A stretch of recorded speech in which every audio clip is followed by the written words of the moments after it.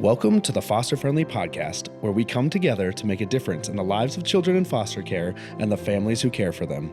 Foster Friendly communities are part of a nationwide movement by America's Kids Belong that helps people from all walks of life take action and help kids and families thrive. You'll hear from former foster youth, foster and adoptive parents, social workers, faith and business leaders, and other experts on how to engage in meaningful ways. Our hosts Brian, Travis, and Courtney explore inspiring stories of everyday people making a difference in foster care where they live and work. Welcome, everyone, to the Foster Friendly Podcast. I have my colleagues with me today who are amazing foster and adoptive parents. And today, we're kind of going off of a part two. Part one was when the three of us were together was around what you need to do when you're a foster parent, and we gave some of our best advice. And today we're going to be looking at the other side of that ledger on what you don't need to do. And so for our audience, Travis and Courtney, why don't you introduce yourselves on your own personal experience around fostering and adopting? Well, we usually have the lady go first, Courtney, here, but I'll go first this time because she adds more of an impressive resume following me. So yes, let's finish strong. Let's finish strong. Yeah. So build on to mine. So as far as like my story with this, my wife and I were actually, you could say, foster parents at a children's home in South Carolina for, I believe it was around 3 years that we had sort of elementary up to middle school teenage boys in that setting in a house. And kind of we had a shift, kind of a role, so you'd be on for like 7 days and then off for 5, I believe, and then you had teammates and all that kind of stuff. So we had all the adventures of being foster parents, but being able to step aside as well in that sense. So that isn't the same, but certainly dealing with, kind of everything that these kids are dealing with for sure. And then in more quantity at times than other foster parents. And then we went on to be short-term foster parents after that, as we were adopting two of the boys that were formerly in our care. So that is my story with this. Great. Good deal. Well, make sure to outdo you, Travis. Yes. I am Courtney Williams, and we've been foster parents certified for 17 years. And just in this sphere, I now get to train foster families that are incoming foster families and people that have been in this for a while. And I just love this topic because as a foster home, I know how overwhelming it can be to be like, you need this and you need this and you need to be this type of person and have this all together. And it can just seem so overwhelming.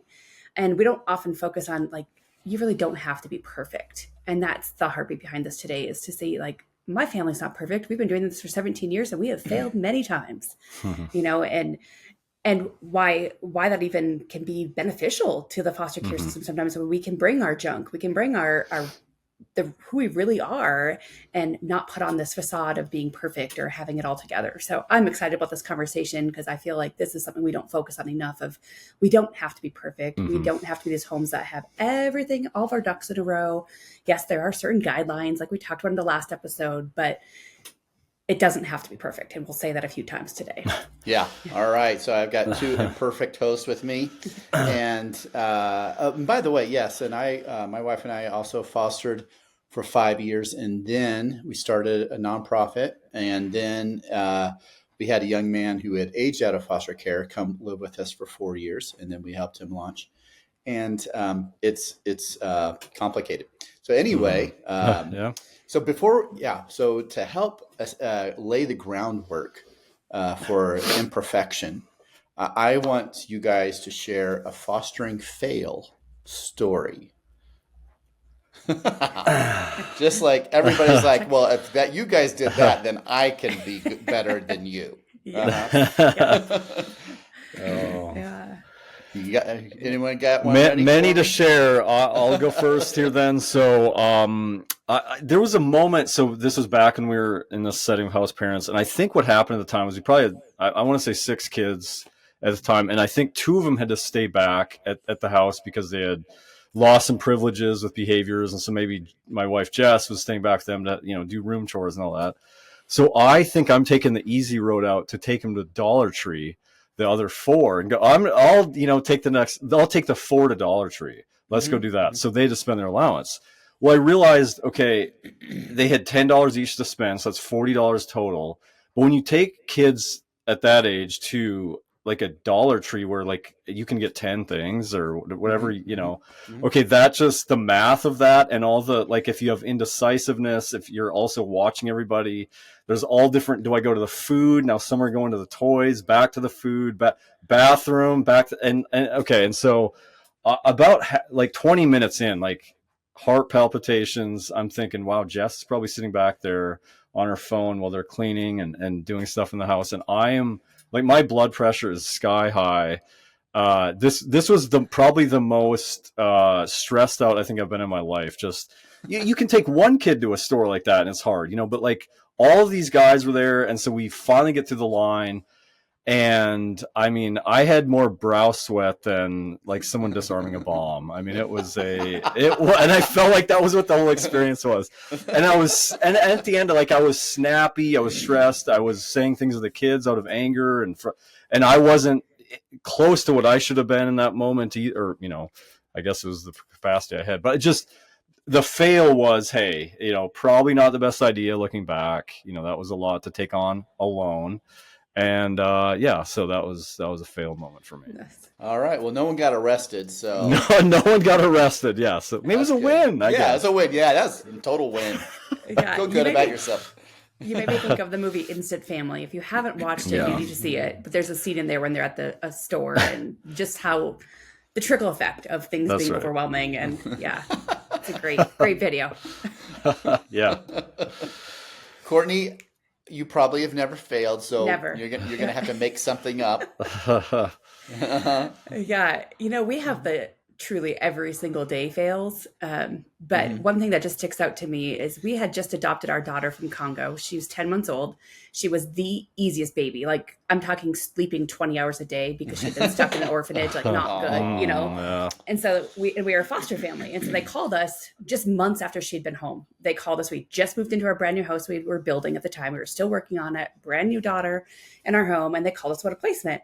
And we kind of have that mentality back then of like, we just can't say no, so it was, yep, we'll say yes. We took this boy into our home who was 6 and he had fetal alcohol syndrome and was just a really hard kid and physically hitting our kids all the time. I'll never forget this one time I went up into his bedroom. He was supposed to be napping. I heard this noise. I'm like, what is going on? So I go upstairs and I peek in the door. And he had taken the mattresses off both beds in this room. The mattresses, like the beds apart, not just, and he's a little kid. And he had like made a fort out of the mattresses and he took his clothes off and he was laying with his hands behind his head, like just smirking at me when I walked in the door. And, I was an overwhelmed mom with a new kid. And I thought, again, we felt like we just had to say yes in a sense, but he was, in all our years of fostering, he's the only kiddo that was in our care that we had to say, hey, he's got to go to another home. And in hindsight, we should have known that from the beginning. And so just looking back and recognizing, we'll talk about this today too, I hope, about just, you don't have to accept every placement, but we were in that, and I've heard some people call it almost like an addiction of fostering and adopting, where you just say yes and yes and yes, and then you just get completely overwhelmed. And having people in your sphere that recognize that and can be like, hey, I don't think this is a good idea. And being able to listen. And that's where like my humility, my husband's humility needs to come to play. And at that point we failed in humility and we were in over our heads. So. Yeah, it's a great example. Well, my wife and I, we never failed. So I'll make something up. Hypothetically here, then. Yeah, hypothetically. Yeah, let me see. What can I think of? Well, there was this time where we were fostering a little boy and working on reunification, and his mom and dad were pretty hardcore drug addicts. But on top of that, the father was in a gang, and he had all the tattoos and shaved head to prove it. And his mom was a prostitute stripper and always dressed like that. And we decided to take our kids, along with theirs, our girls were in elementary school, on a picnic with them. And so we take our kids, and there's, people at the picnic, wondering what's going down with our family, our little girls, the other couple, but more than other people staring at us, it was our own girls who were staring at us, and you could tell they were judging our parenting right then. Of like, we don't think you guys are doing it great right now. Should you be exposing us to this? Right. Yeah. And so, yeah, we had to go back home and debrief some of what they heard and saw. That's great. Yeah. So anyway, it was, yeah. So, but again, reiterate, if you're going to go and be a foster parent, you're going to end up having moments where you're going to feel out of your element, out of your depth. You're going to have moments of like, oh man, I blew it.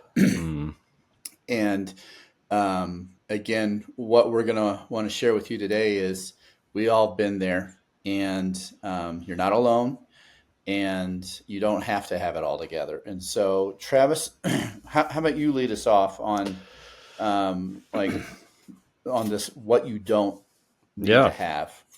Yeah, we already said it, and we've already said it so far to set this up. It's the big one out of the gate is, yes, this idea that you don't have to have it all together. I've been thinking a lot about this, and we're kind of reflecting more on the big picture side of having it together. And it kind of makes me land in the place that it's primarily, it's about stability, being a place of stability, and actually orienting our house and the way that we operate so that they don't have to feel like they have it all together. Let's actually reverse that paradigm and open that freedom up for them, because I'm reminded by one of my favorite writers, the French writer Simone Weil, and she says to be rooted is perhaps the most important and least recognized need of the human soul. So what's happening here around foster care is that you're being uprooted if you're a child in foster care. And so the very thing they need the most, we all need the most, is rootedness. And so if you are going into foster care, even, going to a healthy, safe, stable home, you've been uprooted from your biological family, sometimes from your school, your community, sometimes your county. There's, friends, just name it down the line. So many uprootings are happening. And so for us to be foster parents and to be good foster parents is first, let's throw out the having it all together. That's just an illusion anyway. No one has it all together. But secondarily, I think we can just focus on, we're trying to primarily be a place of healing and stability, not knowing where they're going next, or, they won't know necessarily. And so, and I want to hear what you guys think as well on this, but I was talking to some child welfare workers one time from Tennessee who've, been recruiting for years. And I love the line by one of them when she said, we've actually seen, and this is years of, sort of history of working in this, that it's the families that, as she said, don't have it all together and actually have an element of chaos because they can roll with the punches. It's sort of the people that I think are just so uptight that, we all have to look a certain way and everything has to be this. You're probably not going to do well as foster parents if you can't adjust that. But I thought to hear her say there's some freedom and actually a little bit of that chaos, totally agree. I've heard the same. And we had a child welfare worker who once, she pointed out to us that one of the things she looks for is families that own horses. And I was like, well, of course, the kind of therapy that horses can provide for kids and stuff. And she's like, no, that's not what I'm getting at. She goes like, horse people, they're used to mucking stalls. I mean, they're used to like cleaning stuff up. And it was, that similar sentiment to what you shared, Travis. I mean, they're kind of used to like, hey, everything doesn't have to be pristine. Right. And so if you've got, even if you've got some your own history, I think this is something you have to be sensitive about, aware of your own stuff, because you might not have healed enough, and the kid might trigger you from some of your own trauma. But if you have gone through it, you have had some challenges in growing up or in your life, and you've healed from it. Your history could be helpful. I think a phrase that I use occasionally is God uses our bruises. And so if you've been bruised in life, God can use that. 100%. So Courtney, what else don't families need to foster?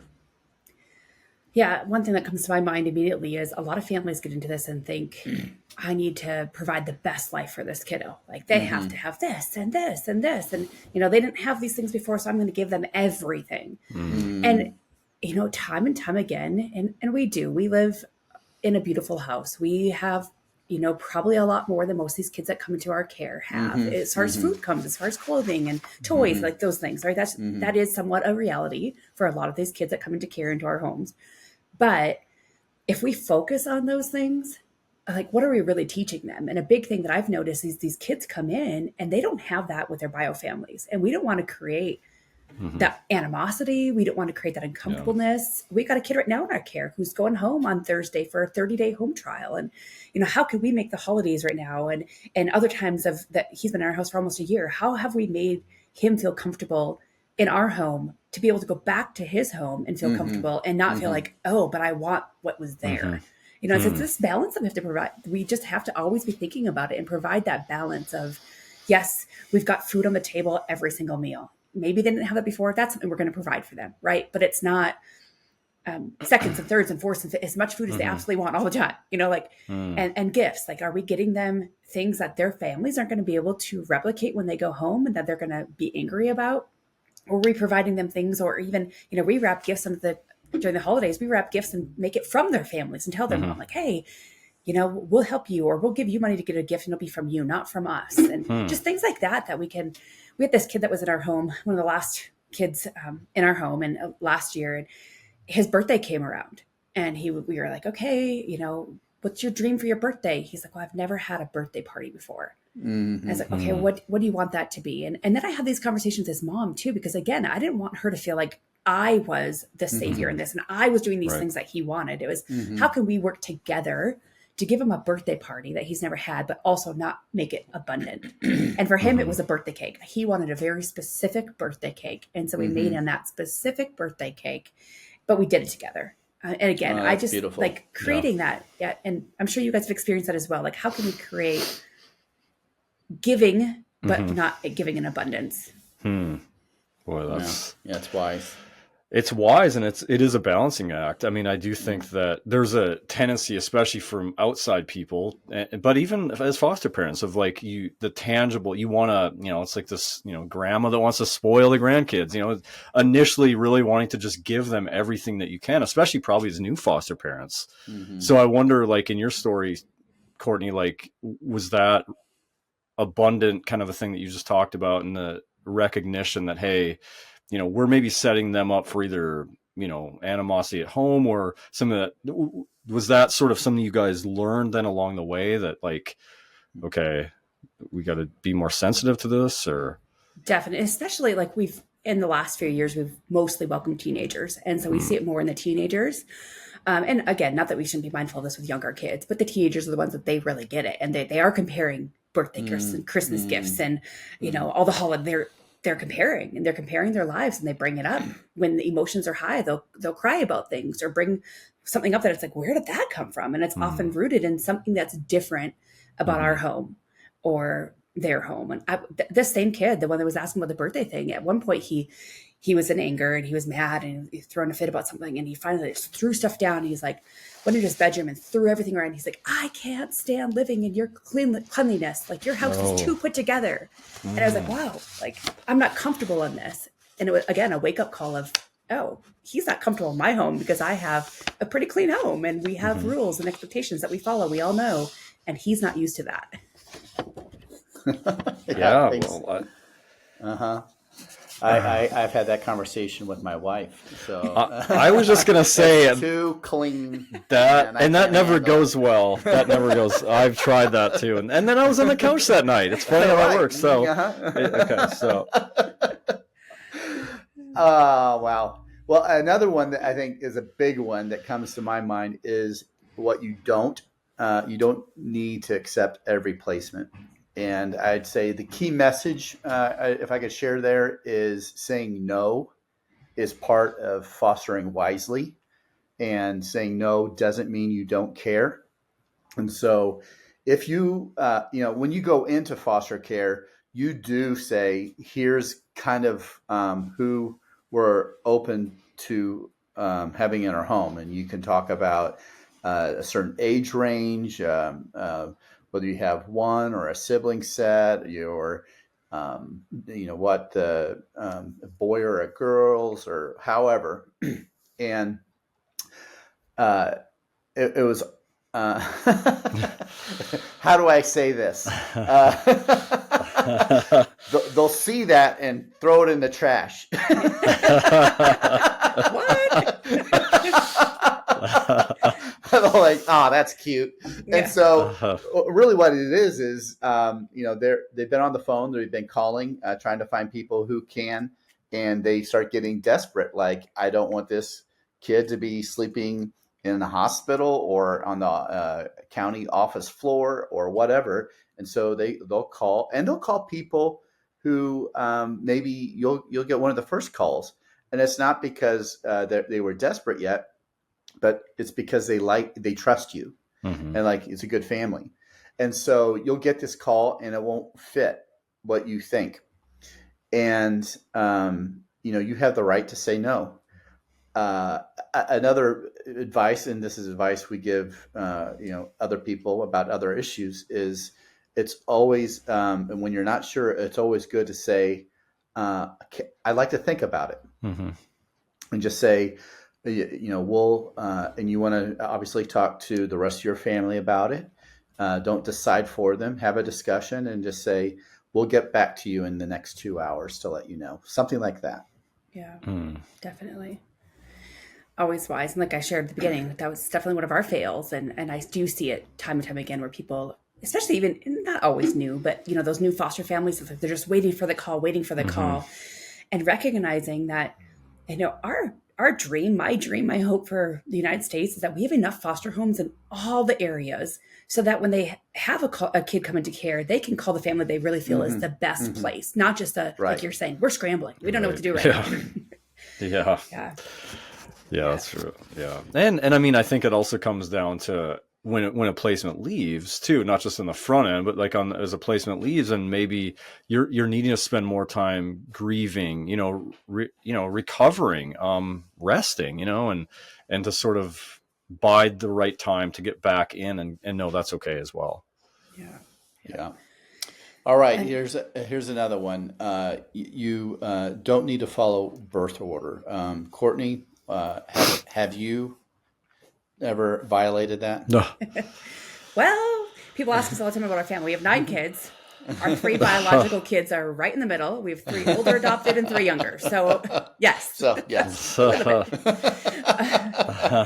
And, this is one of those questions I get from people all the time. Like, what about birth order? Or my youngest is this age, so I can only foster this age. And I'm not saying that you have to disrupt birth order, right? That's not, of course not.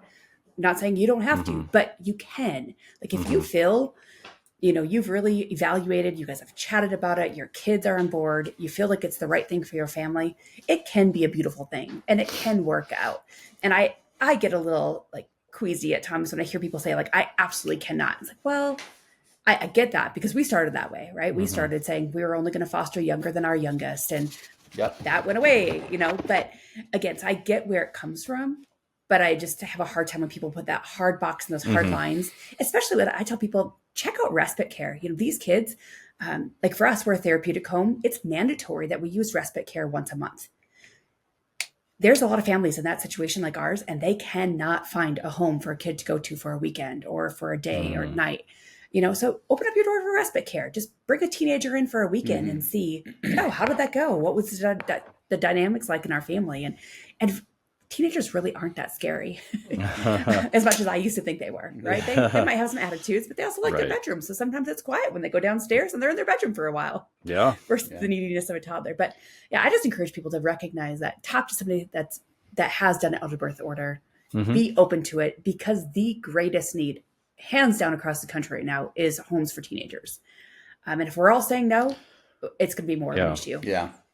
My wife and I, we were following that advice and giving that advice and you said it, Courtney, just how we said it is, don't foster anyone older than your youngest. And then, of course, we broke that. And we fostered a young man who was 17 and a half when he came into our home because everybody was saying no. And our girls were 15 and 13 at the time. And it'd be my most fun fostering experience. And the girls treated him like a brother with, he'd walk in with his hat, cocked, and they just knock it off his head. And, Nice. tell him he needs to take a shower because he stinks. It was just, they were bantering like just normal brothers and sisters.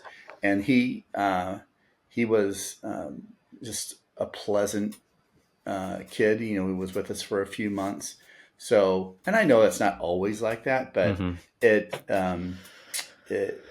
was just proof that the birth order isn't a hard and fast rule. I think it is good general guidance, but it's not a law. Yeah. I mean, I would say the same too, and we've adopted and disrupted that, and Yes. And so I live it every day in these walls, and I think what you said, Brian, is so true. Of like you both have said, of just it is a true reality. I mean, there is a dynamic. Like I can see, I think my daughter Joelle and Jay, there's a little bit more of a power struggle that at times, because that is probably part of that reality, but you also know them, and and there's resources and help. And I mean, and at times they've been, I would say, closest to siblings at times, so to your point, Courtney, of just, that it's not a make it or break it type of a thing. And not that we know all, but I would say in our experience, harder than disrupting birth order has been having kids the same age and gender as one of our kids. That's almost been harder than the disruption of birth order. But again, that's just been our experience. That's interesting. Yeah. All right. No, That makes sense. Huh. All right. I think we got a few more don't needs. Let's. What's another one?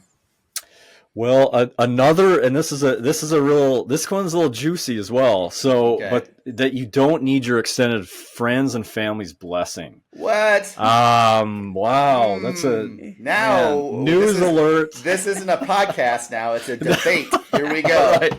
In one corner, there you go. Weighing Okay, in so 20 yes, pounds right. over ideal weight.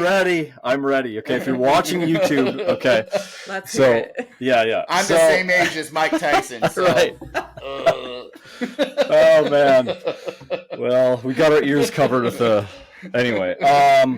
So I this, and a lot of these topics there is a tension point. I mean, a sort of a balancing act. This is definitely one, I think. So, I think, and again, we all come from different families and sort of our own dynamics. So it isn't a one size fits all in everything, but we're kind of talking generalities here. And so, one point to be made is, not all friends or immediate family are going to, understand or support the decision. It is vital, I think, that we hear them out. I mean, I think all of us can relate to times that maybe someone had some wisdom that wasn't coming from a place of just criticism or whatever, but was a really wise perception of like, because maybe a dear friend of ours or family member saw like, my wife and I are having a really hard season of struggle. They know us and maybe have seen us fighting more, really struggling in our marriage, and are kind of going like, look, I'm worried. I'm a little concerned about what this could do. And that's probably, that's really valid. Like there's pieces of these perceptions, I think, that are very valid. All of it's valid to listen to. It's what we do with it. And then there's and then on the flip side of that is that, gosh, I mean, just to be honest, like fostering can really expose stereotypes within families that you may never have come face to face with before, stemming from fear, even racism. I mean, there are things that that can come out from people close to you that you're just like, wow. I mean, and so it can expose those things where feelings can be hurt. Your relationship can really be hurt. I mean, I think even those conversations can be points of education handled, at times really carefully, but so there's a lot of, I guess the bottom line, what we're saying is, you don't need their blessing to go forward. Definitely heed what they're saying and take it to account. And the last thing I'll say, and I want you guys to weigh in as well, but is I do think it's also a place where you and your spouse, if you have a partner, that you guys are on the same page of navigating this external feedback. Because if, for instance, if it's maybe your wife's family and you're the one really on board as the husband or whatever, and then she's kind of really hearing that advice, or that, her dad is worried about this, and you're kind of now more conflicted. Now it went from both being in unison to now you're wanting to, but then that's really going to get dicey maybe for your own relationship. And anyway, that's where some of the complexity of all this comes in. But what do you guys think? Well, you're not as dumb as I thought. Well, actually, it made some sense. Yes. Okay. All right. I'll take that. I'll take that. High praise. High praise. High praise. Yes. Yeah. Well, I would say though, if you do have a partner, a spouse, they need to be on the same page. Though. Yeah. 100%. And I think it's wise. When I do foster care classes, we ask this question, like, are your friends and family members on board? And every single class, we have multiple people say, no, my mom is against it because of this or that. Usually it's something rooted in fear. And I think what you said, Travis, is so wise. It's different than a friend. And I'll tell you a story. We had friends, his husband actually worked for my husband. We were really good friends, went to church together years ago. And they came to us and told us they wanted to become foster parents. And we knew some stuff behind the scenes that were going on in their home, that was going on. And we said, we just don't think this is the best time for you guys. They asked us to be references. They put us down as references. The county reached out to us. We told them our opinion, and we gave them a very honest opinion of why and some things that we knew. And they licensed them anyways. They took a couple placements down the road. The mom drove drunk with the kids in the car. Thank the Lord, nothing bad happened, but got their license removed. They're now divorced. Like, just a sad story. Yeah. And, we knew them. We knew things that the general public wouldn't have known about them. And I wish that they and the caseworkers would have listened to our concerns rather than just, hey, we need families.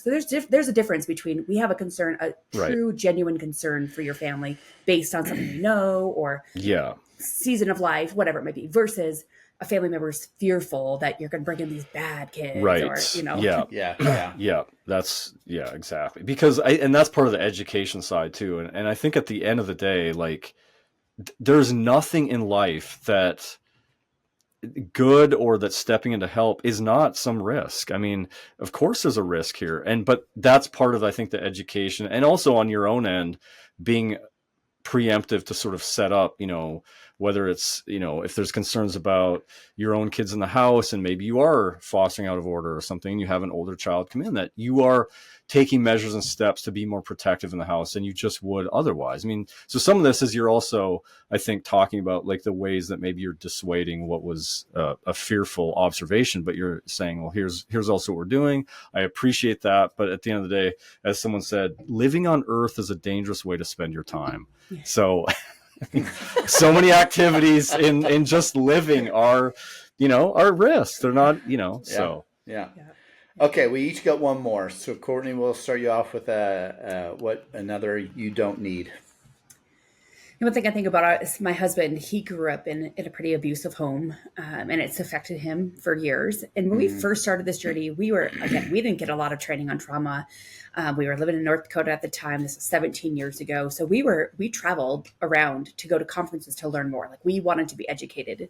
And one of the very first things we learned was you need healing from your past before you can foster or adopt successfully. And so we were like, oh boy. And my husband, had to do some exercises of going through, really doing some journaling and some even talking out loud with me of some things that he's gone through, some things that I didn't even know at that point. I knew generally, but I didn't know some certain things that he had gone through. And so he went through that process. But as he's explained to me, he's still not over it today. And I do talk to families. They're like, well, I had this in my past and I feel like I'm in a good spot, but I don't feel like I could ever foster because, I have this thing in my background. Again, yourself, where you're at mentally, spiritually, emotionally, physically, and your partner and spouse, if you have one. Ask those people. But like I said, my husband would say it's helped him to have some experiences he had growing up because he can connect with these kids in a way that I can't connect with them. Right? He's able to have these conversations to say, hey, I went through this and I know that you are going through similar. And this is what I'm still struggling with or how I've dealt with it. So again, but it still affects him today. So to think that he's going to be completely healed from that, never thinking about it again, never affect his parenting or his emotions, it's just not reality. Right? All the therapists in the world, that's not going to completely remove those things. Right. So there's a balance again. I think maybe a key word for today is balance, right? There's a balance between being really affected by your trauma and emotionally not able to care for others versus I've gone through hard things and I'm at a point of I can live in a secure relationship even though that has happened. Right. Yeah, I love that. And I think it's also the difference between not being healed, because like you said, like it's impossible to be fully healed probably from, severe trauma, but that's different than not being being in the process of healing, because that's the other ditch is for those that, aren't even dealing with their trauma or haven't. I think we'd all say you have to be on the journey of healing, and not necessarily healed yet, because if you're not doing that, as Brian, you kicked off this podcast episode of like, you are going to be triggered in ways that you may never have for years, because kids coming from hard things and stuff also know what buttons to push and are in pain, and you're going to be a recipient of that at some point. So, yeah. I'll do mine is you don't need to be a savior, and in fact, I hope you don't have that point of view. And Travis, you mentioned at the beginning about being rooted, and foster parenting is about being present and not being perfect. And it's not about heroism. It's about being humble. And I, I have a little diagram where I talk about the people involved in foster care, and it's a 3-ring target. And in the center, the bullseye, there are heroes, and it's not the foster parents, it's the kids. It's the kids who've been in battle, wounded warriors. And the next group out are the foster families, and I've labeled them as the healers. And I personally, I like that moniker for foster families, is you're not coming in trying to save anyone, but you are taking a posture of, I want to provide an environment, a tone, words, security that gives this youth, this child, a place that's safe enough where healing can happen. And you don't have to be a therapist. And again, if you have gone through some trauma, like according to your husband has, there are some things that God can use your bruises to help in that healing.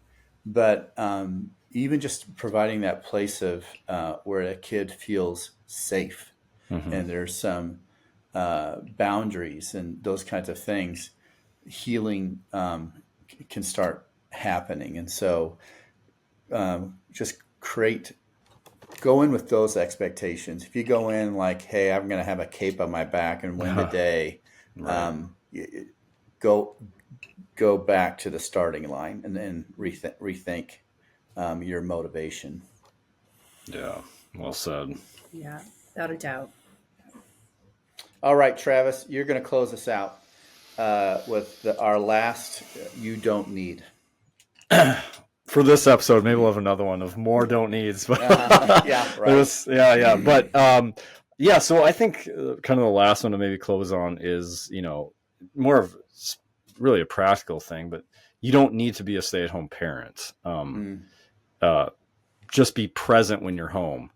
So we know that, and a lot of people don't know that, there, like, you can have childcare, you can, and Courtney, you could speak to, and every state's different probably on their child welfare policies, but as far as like, sitters and being trained or how that looks or whatever or then respite care and things like that, but that this isn't on your shoulders 24/7 with work and other things where, you can do those things. In fact, I always go to an example of, I've got a really good friend who's a great single foster parent dad, and he's a small business owner. So he's juggling all of that and able to do that. But yeah, you do have, do you want to speak to anything practically about support, Courtney, or? No, I think this kind of ties into the one about you don't need to accept every placement. There are certain placements and there is some reality. Like, hey, and this is what I tell people in classes too. Like, you say you only want infants, but you also work full time and you don't, it's really hard to find childcare. That might not be a reality, right? Might not be the best placement for you. So being mindful of what is going to work. Yeah, you can work, but what's the schedule going to look like? Because you do have to be committed as well. You don't want to take a placement and then a month down the road be like, well, I don't have time for this. So, So again, talking to foster families, what does a week really look like? Talking to one that works if you work. What does your week look like? How does this work for you? What's your support system? And knowing those things ahead of time so you can be successful when you're at work and then trying to be present at home at the same time, when you're at home, like you said. Right. Well, Travis and Courtney, I, again, grateful for your wisdom and helping people think through some of their assumptions of what they have to have in order to do this, and you saying, no, you don't need that. And so if you're listening to this and you've heard something that you're like, gosh, I did think I needed this, and now I'm hearing something different, then I hope that inspires you to say, okay, I'm ready to take my next small step. And that next small step might be talking to family. It might be signing up for a class. Who knows what in the world is going on? Scare me. And then, and so you can find more insights at our website, americaskidsbelong.org. And we'll probably, like Travis said, we might have a part 3 to this at some time. So again, Courtney and Travis, thank you for your wisdom. Good to see you guys. Yep. All right. Good conversation. We hope you enjoyed today's episode. If so, will you help us reach more people by subscribing, sharing the podcast with a friend, and leaving a 5-star review? If you've been inspired by what you've heard today and want to learn more of how you can make a difference for kids in foster care and the foster families where you live, visit americaskidsbelong.org. We depend on individual donors to fund our work. We'd be grateful if you would consider joining us as a monthly donor. Visit americaskidsbelong.org to make your tax-deductible donation. Thank you. Together, we can ensure a family for every child in foster care and a foster-friendly community to ensure every foster family feels loved and supported.